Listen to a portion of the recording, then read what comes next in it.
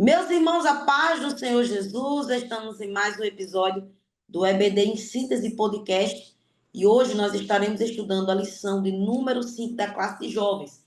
Vale lembrar que este é um projeto do DENEC, que é o nosso Departamento de Ensino e Educação Cristã da nossa IADERN, que tem como diretor pastor Reinaldo Odilo, ao qual nós agradecemos a oportunidade de estarmos aqui ministrando a poderosa palavra de Deus. Eu sou a professora Heloísa Medeiros e aqui, mais uma vez, o professor Caleb Diniz. A paz do Senhor, professor Caleb. Pai do Senhor, irmã Heloísa, estamos aqui mais uma vez. Pai do Senhor, professores, estamos aqui mais uma vez para estudar mais desse livro maravilhoso de Jeremias.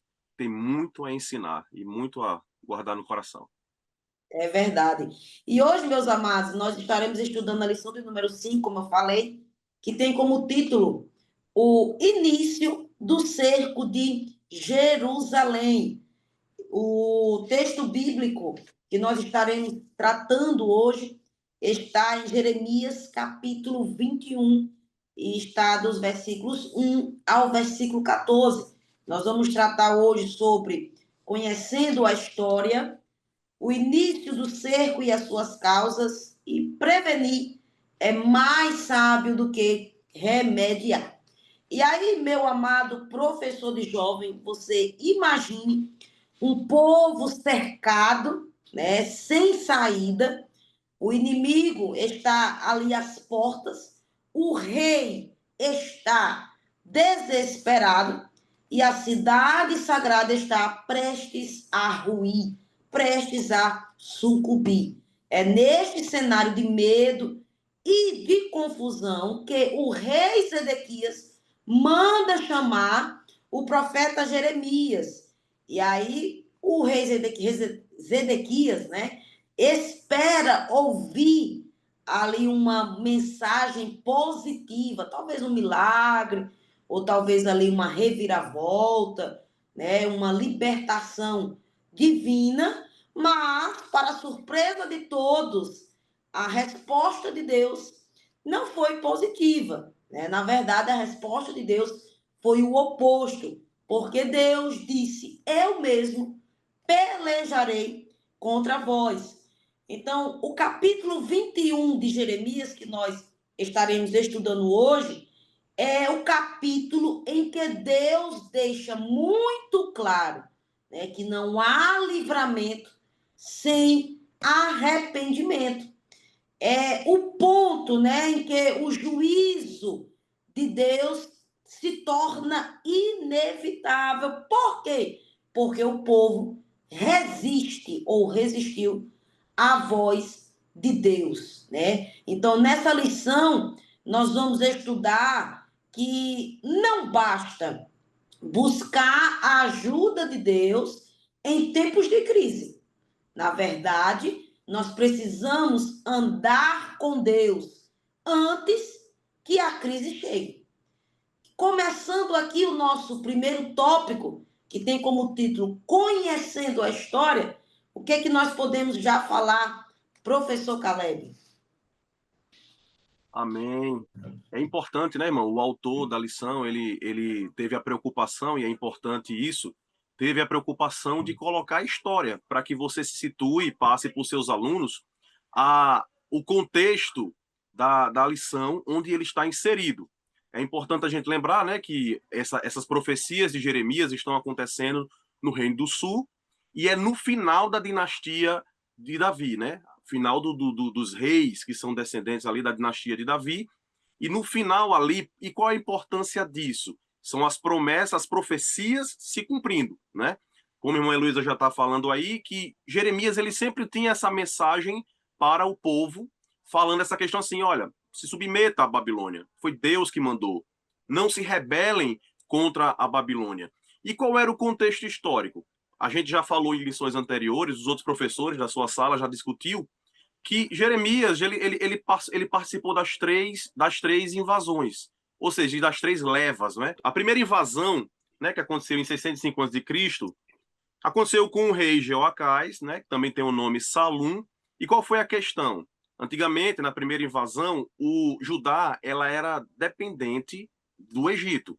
A Babilônia invadiu o Egito e, por consequência, né, tomou para si Judá. Judá era vassala, né, do Egito. Babilônia venceu o Egito e Judá passou a depender também. Só que a Babilônia ela não tinha intenção de destruir, né? Ela só queria os impostos de Judá, de Jerusalém, e a submissão. Aí qual é o grande problema? O grande problema é porque o rei ele buscou independência e tentou bater de frente contra a Babilônia. E desde esse momento, Jeremias já dizia que era para se submeter à Babilônia. A Babilônia, sob Nabucodonosor, expandia o seu domínio sobre Egito e Judá. Então, a primeira leva, a primeira invasão, foi a expansão da Babilônia. E o Egito ainda exercia essa influência sobre Judá. Qual foi o objetivo disso? Submeter Judá como estado vassalo. Tudo bem, e estava no plano de Deus. Na segunda, o que acontece? Na segunda leva, o rei Joaquim, que é filho de Jeoaquim, ele tentou manter, assim, ele se rebelou contra a Babilônia e tentou manter resistência à Babilônia. A Babilônia, nesse ponto, ela chegou e veio com um cerco, né? Veio com um cerco e nessa situação teve a segunda leva.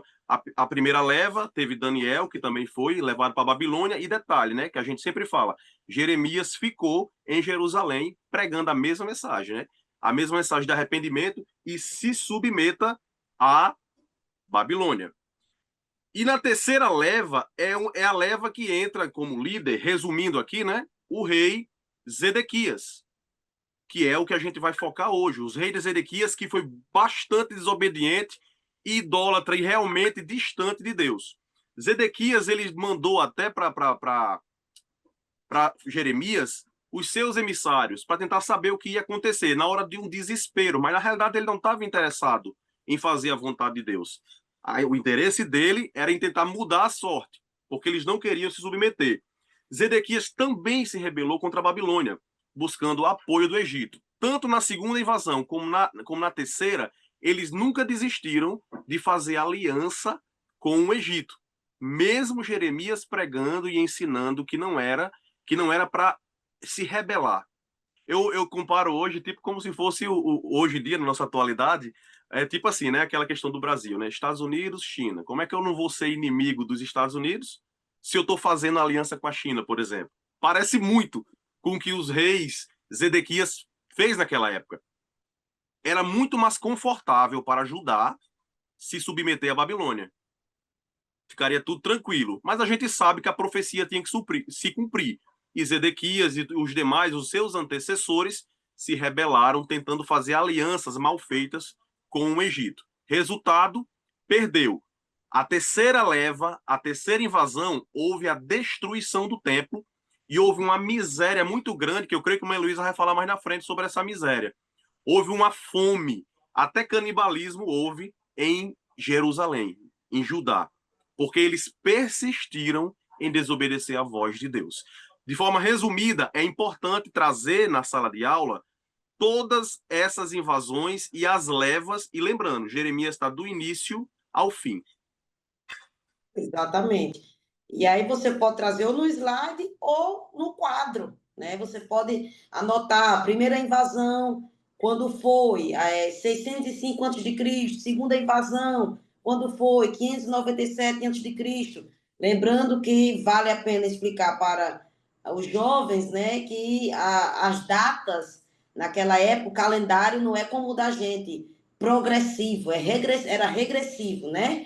Então, vale a pena você colocar essa divisão dessas três invasões para o jovem, na verdade, se situar, né, aonde ele está. E aí, como o Caleb já falou, nessa primeira invasão, o que foi levado foi parte dos utensílios, né, do templo que foram levados ali para a Babilônia e alguns jovens, inclusive Daniel e os seus amigos, foram levados ali na primeira leva para a Babilônia. Na segunda invasão, que foi 597 a.C., Nabucodonosor levou ali cativo aproximadamente 10 mil pessoas, entre eles príncipes, né, guerreiros, inclusive também o rei Joaquim, sua mãe e os seus líderes. né? Então, é nessa segunda invasão, meus irmãos, nessa segunda invasão que Nabucodonosor coloca o rei Zedequias para ser rei em Judá, né, em Jerusalém, como rei em Jerusalém. Né? Foi nesse tempo que também Jeremias continuou, claro, em Jerusalém, ele participou das três, mas ele continuou em Jerusalém, enviou, inclusive, cartas para aqueles que já estavam exilados na Babilônia, dizendo o que nessas cartas? Para que o povo construíssem casas, né, e buscassem ali a paz da cidade. Por quê? Porque o cativeiro duraria 70 anos. E aí, após a segunda, após isso, veio o quê? A terceira invasão. Por que que houve essa terceira invasão? Porque Zedequias rejeitou os conselhos de Jeremias e se rebelou contra a Babilônia. Então, Nabucodonosor reage, né, como com um cerco, certo? Que durou 2 anos, e é aqui, nessa terceira invasão, que Jerusalém ela é completamente destruída. Né? O templo de Salomão foi destruído, os muros foram derrubados e o restante do povo foi levado cativo. O rei Zedequias foi então capturado, né? Os seus filhos foram mortos diante dele, diante do rei Zedequias, e o rei Zedequias teve os seus olhos furados. Onde é que vocês veem isso?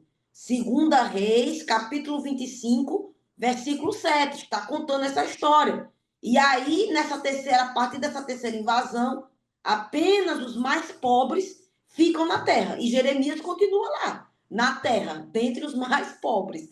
Né? Ele não foi levado cativo para a Babilônia. Nessa época também o rei Ezequias, ó, o profeta Ezequiel foi levado cativo também para a Babilônia. E aí ele vai começar a profetizar lá no rio Quebar, né, justamente no exílio, né, dentro da Babilônia mesmo, ok? Mas, conhecendo a história, é justamente isso, professor de jovem, que você vai trazer. Você vai contextualizar quando o profeta Jeremias começou a profetizar, que o professor Caleb falou que foi nos dias do rei Josias, foi quando Jeremias começou a profetizar, tá certo?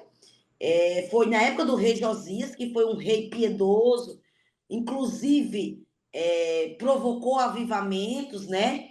Foi por causa do rei Josias que demorou um pouco mais a Babilônia a invadir Jerusalém, certo? Invadiu o reino de Judá. Mas aí os reis que sucederam o rei Josias, eles não seguiram o caminho do Senhor. Eles abandonaram a aliança com Deus.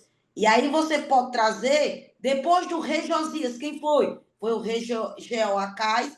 Depois de Jeoacás, quem foi? Foi Jeoaquim. Depois de Jeoaquim, quem foi? Foi Joaquim. Depois de Joaquim, foi quem? Zedequias. Zedequias foi o último rei de Judá, antes de ser tudo destruído. Tá entendendo aí? E aí você, depois que contextualizar os reis, você entra nas invasões. Primeira invasão, segunda invasão, terceira invasão, e você finaliza o primeiro tópico, que é conhecendo a história, né? E aí nós adentramos justamente agora nesse segundo tópico, né? Que fala sobre o início do cerco e as suas causas. Porque o que é que está acontecendo aqui? O que é que está acontecendo aqui? Após a segunda invasão, né, a segunda leva, a segunda invasão, Nabucodonosor deixou Zedequias como rei em Jerusalém, eu já falei, mas Nabucodonosor exigiu de Zedequias o quê? Exigiu submissão e lealdade, né, ao Império Babilônico. Contudo, Zedequias, influenciado por alianças políticas com o Egito, que o professor Caleb falou aí já, e por conselheiros ímpios, Zedequias decidiu então rebelar-se contra a Babilônia, né? Então, essa atitude foi um ato de desobediência direta, não apenas contra Nabucodonosor, mas contra a vontade do próprio Deus. Porque o próprio Deus havia determinado que Judá servisse a Babilônia como parte do seu juízo, do juízo divino contra Judá.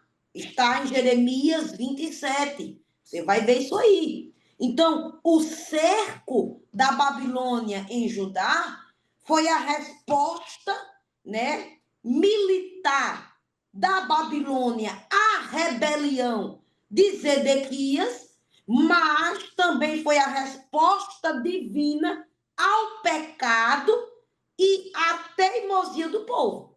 Não é, professor Caleb?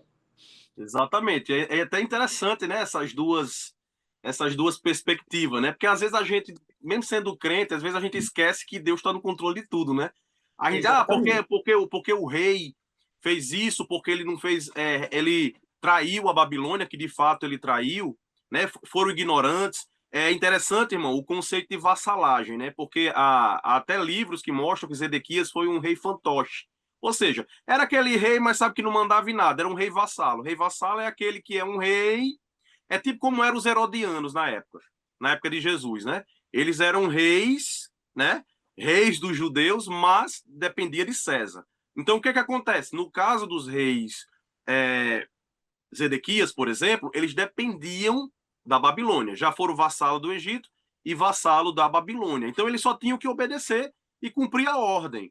Mas eles desobedeceram nessa questão. É importante esse conceito, porque se você usar a palavra vassalagem na sala de aula, pode ser que o aluno não conheça, porque era de fato realmente essa relação, suzerano e vassalo, né? E também é importante lembrar a questão de Zedequias. Zedequias ele foi buscar, né, quando essa questão, como consequência, veio um cerco, fechou o cerco, né? Obviamente que a Babilônia veio cada vez mais pesada, porque a linhagem tendia a sempre se virar contra a Babilônia. Eles viam que sempre eles tentavam o quê? Trair a Babilônia. E ele foi e fechou esse cerco, e cada vez mais foi acontecendo a miséria. Mas a irmã Heloísa falou aí que realmente era Deus. Isso não era simplesmente uma questão geopolítica, era uma questão espiritual. O povo estava distante de Deus. Os Zedequias procurou, aqui fala, apesar de constar Jeremias e buscar Deus, parecia uma coisa boa. Mas Jeremias, em momento algum, ele mudou a sua mensagem. No versículo 5 aqui mesmo ele falou: e eu pelejarei contra vós com mão estendida, e com braço forte, e com ira, e com indignação, e com grande furor. Quantos anos o povo do Reino do Sul estavam se distanciando de Deus? Quantos anos eles estavam desobedecendo a ordem de Deus? Quantas vezes eles maltrataram Jeremias e Deus, na sua longanimidade ali, ainda se preocupando em mandar mensagem? Mas eles não se arrependeram. Porque se eles se arrependessem, seria como Nínive, né? Deus, ele sempre ele prefere o arrependimento. Mas Zedequias, mesmo chamando Jeremias, ele não se arrependeu. Ele não tinha a intenção de obedecer. E você sempre traz aqui para a sala de aula essa questão. Para que as pessoas saibam, a lição traz esse ensinamento prático para que as pessoas saibam pesar as suas ações e as suas intenções. O nosso Deus, ele vê intenções. Claro que suas ações têm que ser boas, mas não basta ser uma ação boa. Tem que ter uma intenção pura também. Exatamente. Né? É sempre bom trazer essa comparação, essa relação, esse comparativo, né?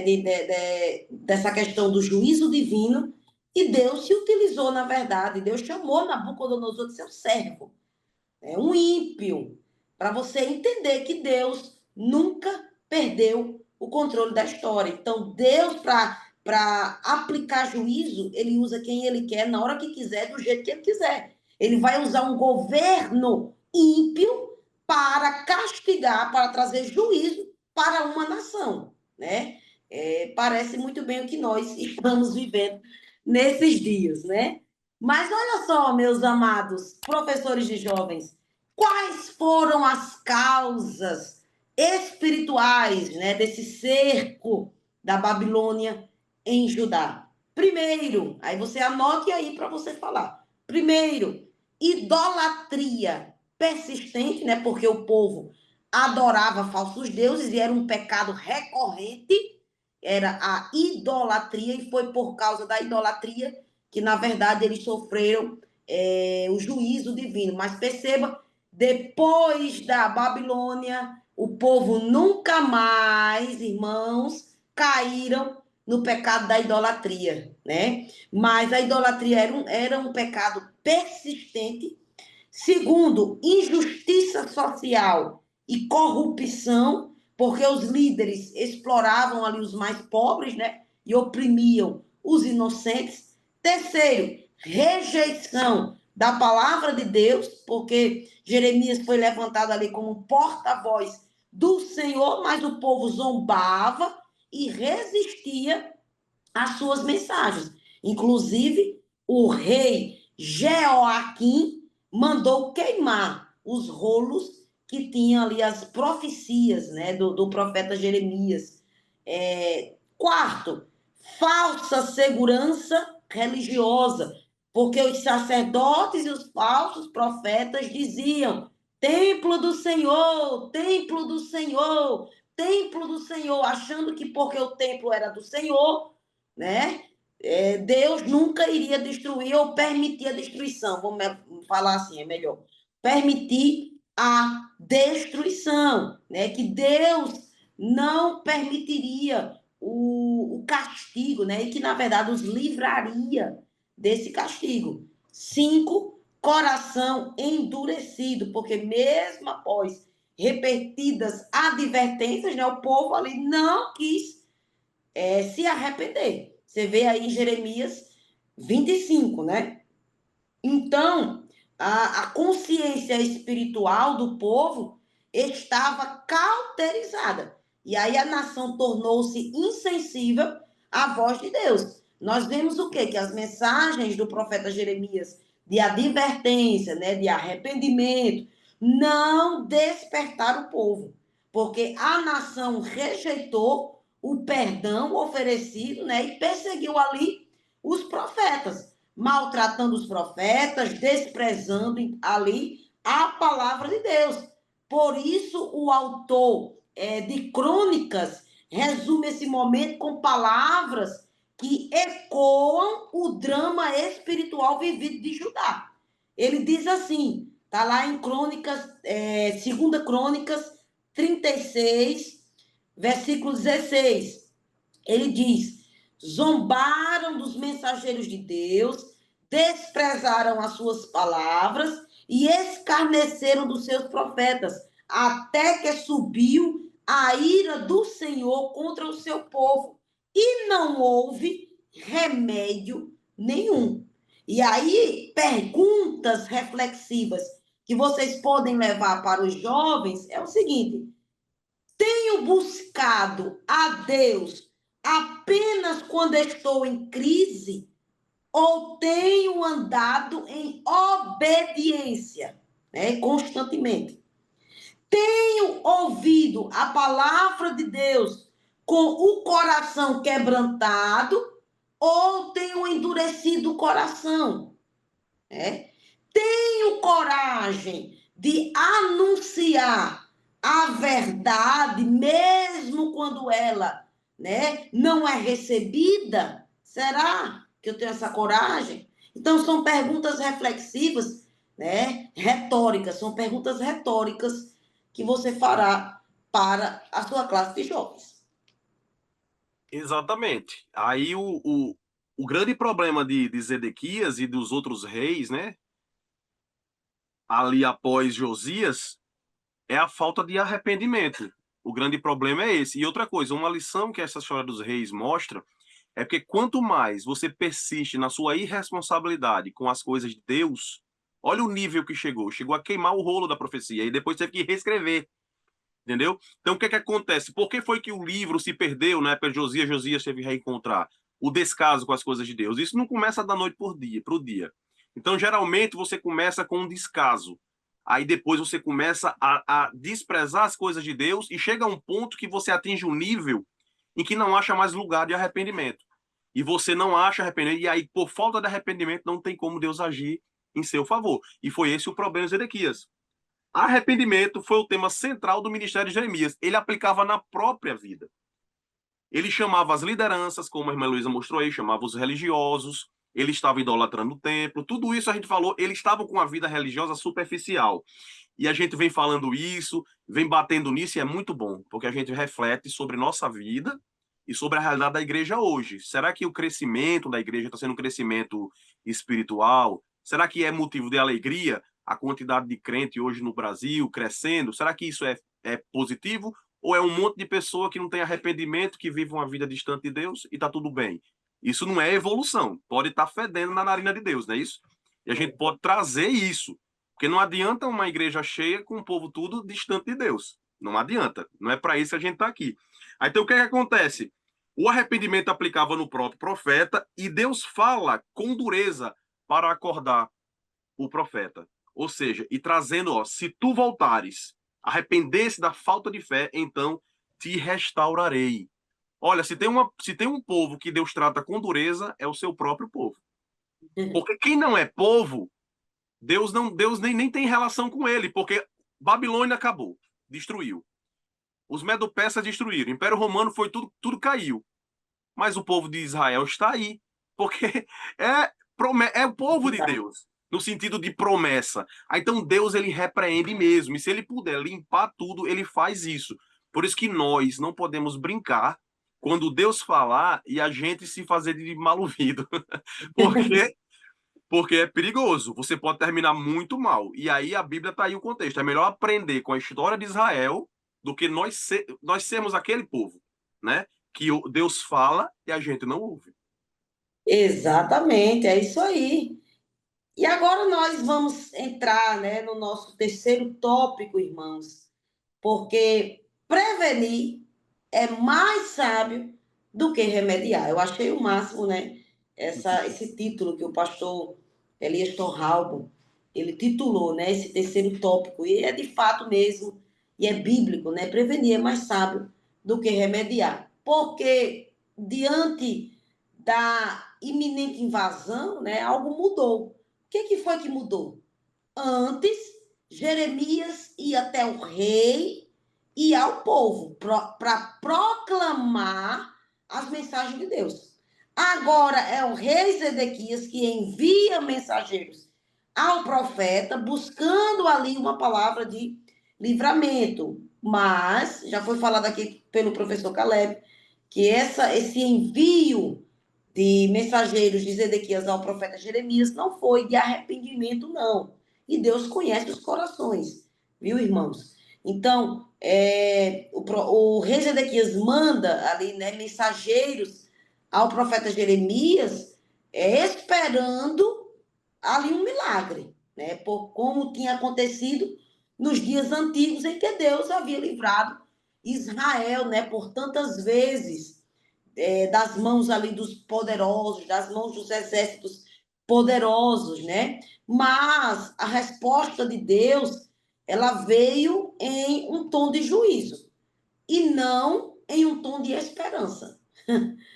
Tá entendendo aí? A mensagem de Deus foi: eis que pelejarei contra vós, com mão estendida e com braço forte, e com ira, e com indignação, e com grande furor. Tá aí no versículo 5, do capítulo 21. Meu amado, terrível coisa é cair nas mãos do Deus vivo. Porque Jesus disse assim: vocês não precisam temer aqueles que matam apenas o corpo, né? Mata essa carne, mas não pode matar a alma e nem pode fazer a alma lançar no inferno. Temei antes aquele que pode tanto matar o corpo quanto fazer lançar a alma no inferno. Quem é essa pessoa? É o Deus Todo-Poderoso. Então, prevenir, obedecer, é melhor, meu filho, do que remediar. Prevenir, obedecer, seguir a voz de Deus, ter temor, continuar nos caminhos do Senhor, ter comunhão com o Senhor, é melhor do que errar. Que terrível coisa é cair nas mãos do Deus vivo, né? E aí nós percebemos o quê? Que aquele que outrora pelejava por Israel, agora peleja contra Israel. Quem? Deus. Deus pelejava por Israel. Agora é o próprio Deus quem está pelejando contra Israel. Por quê? Porque o pecado havia transformado o Deus da aliança em oponente do seu próprio povo. Meu irmão, você tem o próprio Deus como seu oponente. Agora, nós temos que entender o quê? Que a disciplina divina estava se manifestando não por ódio. Não era porque Deus estava com ódio. Mas para quê? Para corrigir uma nação que havia esquecido do seu propósito, que havia se esquecido do seu Deus. Era a mesma coisa de Deus estar dizendo: eu ainda amo você, Israel. Eu preciso corrigir você. Qual é o filho, qual é o pai que não corrige o seu filho? Do mesmo jeito é Deus conosco. Então a história ensina tanto pelo exemplo dos que acertaram, irmãos, mas a história bíblica também traz um alerta pela vida daqueles que erraram. E Jeremias 21 nos mostra que é mais sábio prevenir, né? Prevenir o juízo por meio da obediência do que tentar remediá-lo quando esse juízo já chegou. Tá entendendo aí? Porque Zedequias buscou a ajuda de Deus quando a cidade já estava sendo invadida, né? Mas já era tarde demais. Já era tarde demais. Então, nós temos que entender que Deus sempre ele vai corrigir quem ele ama. Sempre ele vai corrigir quem ele ama. Não é, professor Caleb? Exatamente. Heloísa, você estava falando aí, eu estava lembrando de um pai mesmo. Um pai responsável, né? Se o filho comete um erro, ele é o que. Lá fora você pode até ser repreendido, mas quem vai dar a maior repreensão é o próprio pai, porque é quem tem interesse em que você seja alguém de vergonha. E Deus é assim. Não espere de Deus a sua proteção, no caso assim, a gente está tratando de pessoas que não estão ouvindo Deus, elas não apenas erraram, elas não ouvem a voz de Deus, elas persistem e ir de encontro ao plano de Deus, não é? E Deus ele adverte. Então assim, prevenir é melhor do que remediar. E tem alguns exemplos na Bíblia que você pode citar. Por exemplo, Noé, antes de acontecer o dilúvio, Deus disse o que ia acontecer. E ele fez o que Deus mandou. Se preparou e ele não foi destruído. Deus falou para Abraão também que Sodoma e Gomorra ia ser destruída. Então teve todo esse preparo. Claro que Abraão também estava ali clamando. Então o nosso Deus, ele é um Deus que não nos deixa perecer. Agora, o povo é que é obstinado, principalmente o povo de Israel. Se você for olhar a história de Israel, entendeu? Se você for olhar desde quando eles saíram, vou só lembrar só quando eles saíram, não vou lembrar nem de antes. Desde quando eles saíram do Egito até hoje, você vê que Israel ainda tem essa tendência de não ouvir o que Deus manda. E isso vem o castigo para aquele povo. Então hoje a gente tem que trazer essa lição, né? Aquela mensagem que eu gosto de usar, né? Tipo assim, se você vê uma barba pegando fogo, põe a sua de molho. Não é à toa que o autor da lição, o autor dessa lição e até o próprio profeta Jeremias trouxe a história. Porque é como os historiadores dizem, a gente precisa conhecer a história para que esses erros passados não sejam cometidos no futuro. Então a Bíblia, ela tem essa função também de trazer a gente esse ensinamento para que a gente aprenda antes de acontecer o problema. Então a gente pode trazer essa mensagem. A aula não vai ser simplesmente uma aula de história, né? A aula de Jeremias, o livro de Jeremias, ele é muito rico, mas no final, o próprio autor dessa lição, ele traz esse ensinamento, para que você retire dessa história os ensinamentos, para que não sejamos vaidosos como Zedequias, arrogante como Zedequias, mesmo sendo fraco. Eles eram fracos. Olha como chega a tolice de uma arrogância.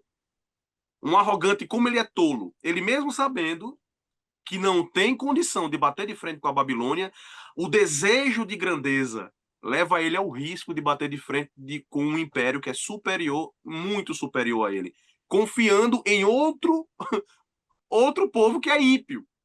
Então você estava entre ímpios, querendo lutar contra a Babilônia. Vai perder. E Deus falando. E ele não ouvia a Deus. Então essa discussão, ela é muito importante. Cite exemplos bíblicos, né, de pessoas que ouviram Deus e foram bem-sucedidos. E de pessoas que não ouviram e pagaram o preço. Não precisa nem sair de Jeremias. A gente tem vários reis que não ouviram Deus e pagaram muito caro. Exatamente, porque Deus sempre vai oferecer o caminho da vida ou o caminho da morte, irmãos.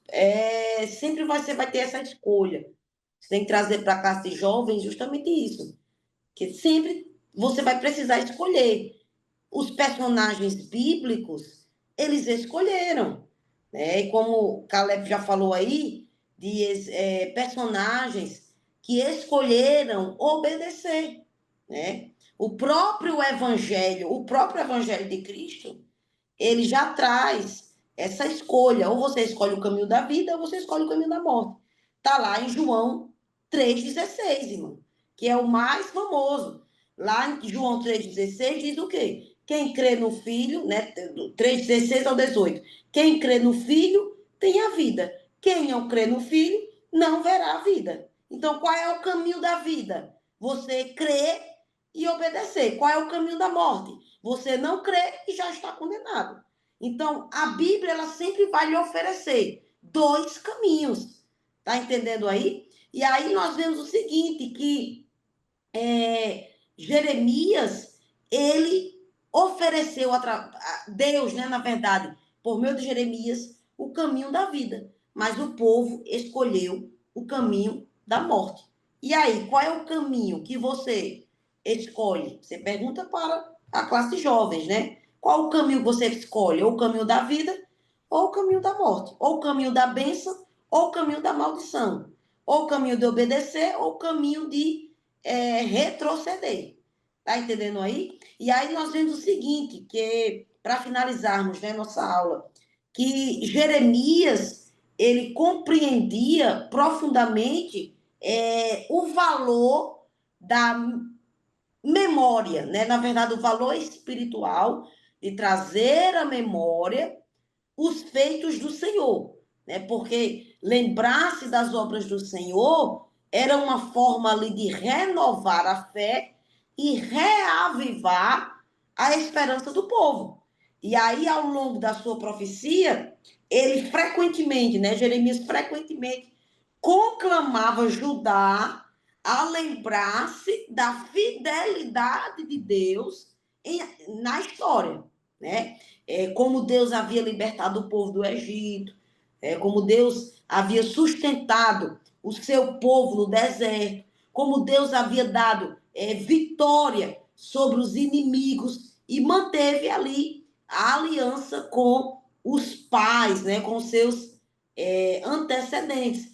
Então, essa recordação, ela não tinha apenas um valor histórico, mas eram chamados ali a confiança e a obediência a Deus. Porque Jeremias sabia que lembrar as obras do Senhor é o quê? É um ato de fé, não é apenas uma nostalgia, né? Você ser nostálgico, não. É um ato de fé, de reacender a esperança na sua vida, principalmente em tempos sombrios, né? Em tempos de crise. Você trazer à memória as promessas do Senhor, a palavra do Senhor, o que Deus tem para você, isso aí vai fazer o quê, irmão? Vai derrubar você? Vai não, vai trazer a sua esperança. Rapaz, eu vou confiar em Deus, porque Deus Deus é fiel. Ah, Deus fez isso na vida de fulano, também é capaz de fazer na minha vida. Tá entendendo aí? Então, a ingratidão e o endurecimento do coração fizeram o povo se tornar cegos espirituais. Por isso que a gratidão ao Senhor, ela é tão falada, né, na Bíblia. Salmo 103. O salmista diz: bendiz, ó minha alma, ao Senhor, tudo que há em mim, bendiga o seu santo nome. Bendiz, ó minha alma, ao Senhor, e não te esqueças. Ou seja, traga a memória. Não se esqueça de nenhum dos benefícios do Senhor, porque o ser humano, ele tem essa capacidade horrível de esquecer-se, né? O que o Senhor fez de bom e só lembrar das coisas ruins.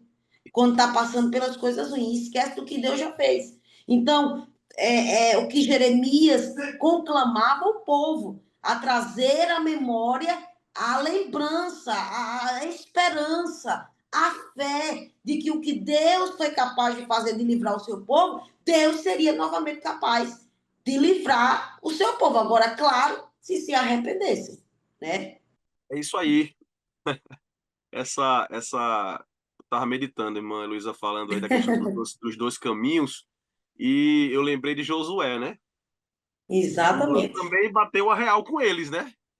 Josué falou: se Deus não está agradando vocês, escolhe hoje a quem servir.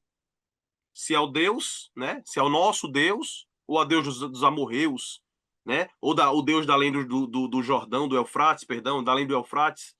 Escolha quem você sirva. Porém, eu e minha casa serviremos ao Senhor. Sempre foi assim. Teve aqueles que firmemente bateram de frente contra a multidão, nem sempre a maioria vai estar com você para fazer o que é certo, e você vai ter, a responsabilidade é sua, de chegar e dizer assim: eu vou ficar firme naquilo que eu aprendi na palavra. Não é ninguém que tem que fazer por você, é você que tem que fazer como Josué. Eu servirei ao Senhor. Que a irmã Heloísa focou deu um destaque, que Jeremias também mostrou os dois caminhos. Você decide. Ou você desobedece a Deus e bate frente com a Babilônia, ou você vai pagar o preço. Essa mensagem está desde o início do mundo até hoje.